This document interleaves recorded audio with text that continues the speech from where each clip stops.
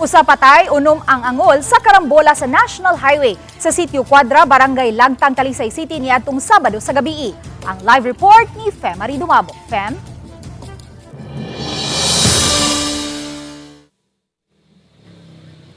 May nahitabo ang karambola sa pakisusi sa Talisay City Police o sa City Tuda nga nahitabo ang karambola sa dihang mi counterflow ang multi-cab sa giingong gimaniho sa ngahubog nga driver. Maayong pagkapiyapi sa tubang ang bahin sa multicab nga mibangga sa nagmotorsiklo ug nakaigo pa og tricycle nga dunay 5 kasakay lakip na sa driver.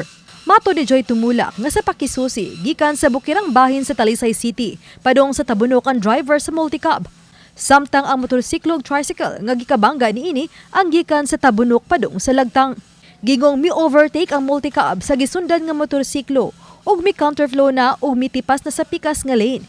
Hinungdan nga gikabangga niini ang motorsiklo ug tricycle. Sa layo pa lang, sawa pa lang dito sa dapit nga nahitabuan, namatik na ni siya nga nagkikis-ikis, unya sa dihang nahitabo ning disgrasya, nisuway ni siya og overtake. Counterflow niya, dito unan niyang naigo ang gamotor, unya katurubang gamotor is paingon to mo pauli sa ilang bahay, musud na to paingon sa ilang lugar. Tungod sa impact sa panagbangga, nalagpot ang mga sakay sa motorsiklo. Lakip na ang 49 anyos nga nagmaneho sa motorsiklo. Kinsa nakaangkon og severe injury sa iyang ulo ug sa nagkadiyang bahin sa iyang lawas.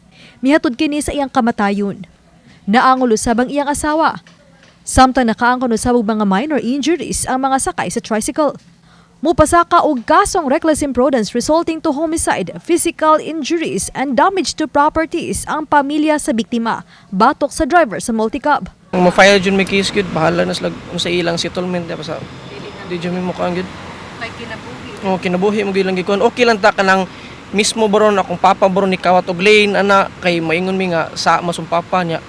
Mismo pag ang driver hubog, manggod, diha mi na kon, bang naglagot mi nga, ano mo drive mo siya hubog. Di siya nang pangutanong siya dito gani kay nauna ta ay sorry nagtabo naman na.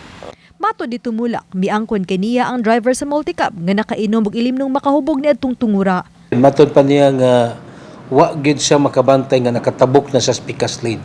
Sobra siya nakatog. Wa sad ka tungod magud sa nakainom magud. Angkon siya nga, Oo, admitted niya. admitted niya. May subling pahimang nuli tumulak sa mga driver kon magmaniho og mga sakyan na di baka motorsiklo nga ilabi na ning panahon nga walag tuo ang mga parties nga kon makainom og ilim nung makahubog o di baka dili kondisyon ang lawas nga di na lang gyud mopugos sa pagmaniho aron kalikayan ang mga susamang disgrasya. May Daghang salamat, Femari Dumabo.